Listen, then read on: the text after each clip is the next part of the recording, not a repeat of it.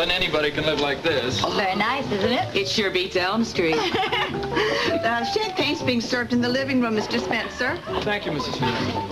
Oh, is there heat to the matter, boy?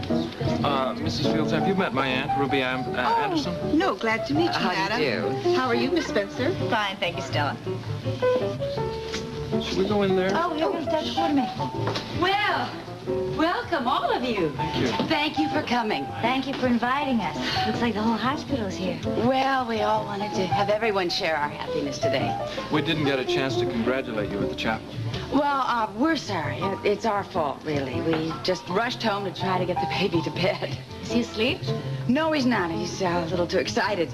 You're more than welcome to go up to the nursery to see him if you like. That's if you can get by his grandparents. We saw your father-in-law beaming from ear to ear in the chapel. Yes, he's a very proud man.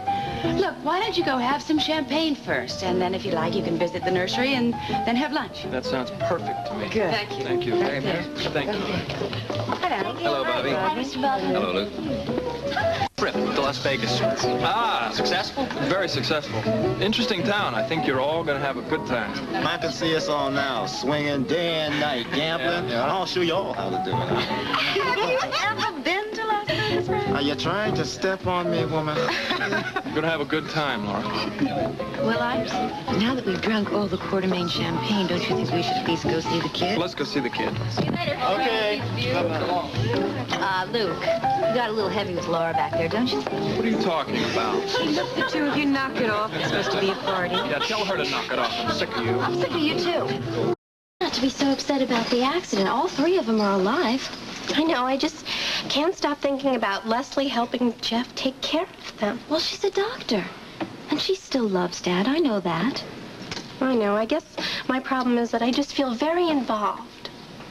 How do you mean? Well, I care so much about all of them. Leslie's been so good to me. And Dr. Quartermain was practically my best friend when I came here to Port Charles. And Rick and Monica, well, Amy, listen, why don't you go and change clothes? I have to talk to Luke for a minute, and I'll see you in there, okay? Okay.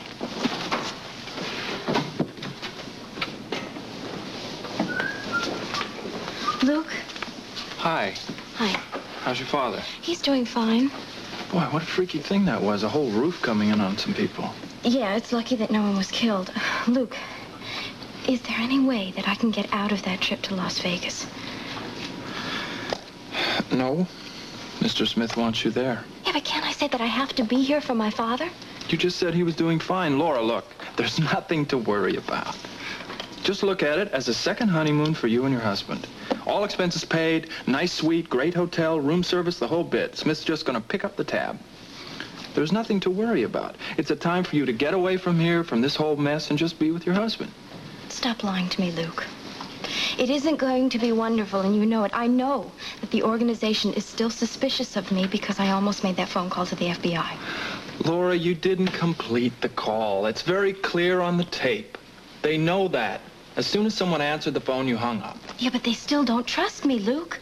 Are there any strange men watching your apartment, following you around, shadowing your every move? No, not that I know of, but... Laura, you've done everything they asked you to do. It's very simple. You've done it all. You came back to work. You kept your mouth shut. Now, Mr. Smith is giving you this trip to reward you. And he's throwing in a trip for Claudia and Brian just to show good faith. Are you being honest with me? Look at this face. Is this the face of a liar? Well, then, you're really sure that there's no danger in this for me? The only danger is if you don't go. Just play it all as the program demands. You just go and there will be no problems. Just spend the time with your husband, and I am going to stay completely away from you. As much as I can. If you have to serve as hostess for the opening, that'll throw us together a little bit, but, well, I'm going to be concentrating on Jennifer. Are you involved with Jennifer? Yes, to a certain extent. Whether I like it or not, she told Daddy how she feels about me. But it's okay. It's okay. What is important is that you will be free of me at last. Do you really mean that? I'm going to prove it to you on this trip. I'm going to concentrate totally on Jennifer, and you concentrate on your husband. I love him, Luke. I love him so much. I know you do. You know, it's funny. After that accident happened to your father, a freaky thing like that, it made me think again about what I've done to your life and maybe even what I'm continuing to do without meaning to. What I'm trying to say is, Laura, maybe I love you enough to let you go. I guess when you have that kind of money, you just don't give it a second thought. Well, the real reason we're going, I guess, is because of Scotty. Yeah, right. After all, Scotty and his dad have Mr. Smith for a client now. Mm-hmm. So what have you picked out to wear? I haven't even thought about that. You haven't? Girl, I have been buying the stores out. Well, you can afford it. I mean, Scotty and I, we have to watch our budget. Well, you're just gonna have to do what I do. Visit your friendly daddy and mommy bank. Too much. No, my folks are too much. I wonder sometimes what I'm gonna do when I have to really get out on my own. Oh, I have a feeling that friendly Mommy and Daddy Bank will always be open to you. You better. Yeah. And I'm real glad that your parents love you that way. Thank you. Oh, What are Amy, you two hi. talking about? Las Vegas. What else is there? Oh, yeah, I thought it was really great that you and Brian get to go, too. Yeah, isn't it the greatest? Yeah, I wish I could go. So do I, Amy. I thought that maybe it hadn't occurred to anybody that I would like to go on that trip, too. Well, of course it occurred to me, but Mr. Smith is paying for everything. Scotty and I could never afford it ourselves. Laura, I'm going to get out of here for a minute. I'll talk to you, okay? Yeah, sure. I'll talk to you later. Sure.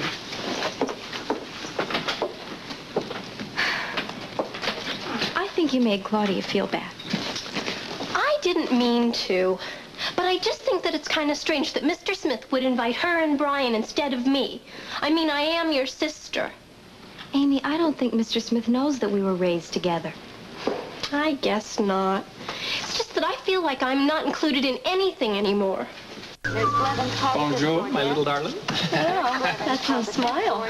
I'm feeling better today. Wow, bully for you. I had a talk with Laura this afternoon Okay. about Las Vegas.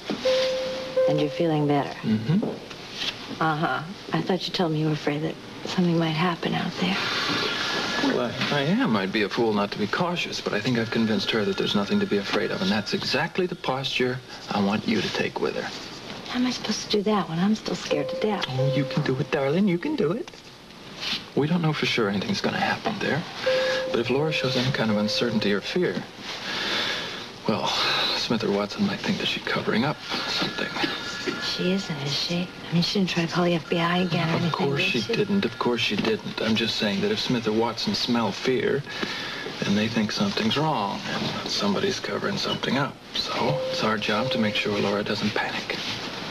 Okay, well, I'm going to paste on my happy face right now because here she comes.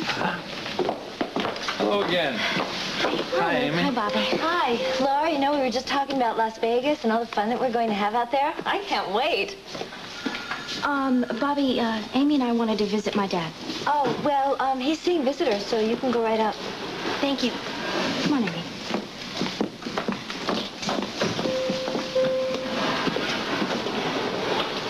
You did a real terrific job of reassuring her. I don't get it. Dr. Thompson to ICU stat. Dr. Thompson to ICU Luke, will you please stop worrying about Laura? Come on, it's not just her. Damn it, if she panics and they think that we've been covering for her or protecting her or something, it's going to be all of our necks. Yeah, well, you did a real terrific job of convincing her before that she wasn't any danger anymore. You're a real sucker when she turns those limpid blue eyes on you, Oh, aren't knock you? it off, Barbara Jean. Now, don't truck with me. I'm sorry. I know what it is to care for somebody who doesn't know that you're alive. What were you talking about? Never mind. Oh, no. No, you're not getting hung up on Scotty. Again? Maybe I never got over him. Well, anybody with that kind of faulty judgment is not going to talk to me about my personal life.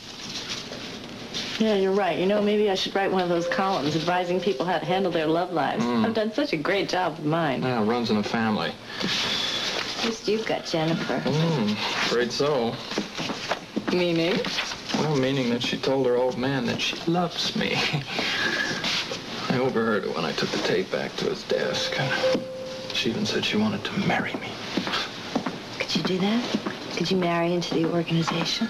I think I'm going to get a cup of coffee and maybe some hemlock. I'll see you when you take your break. Okay.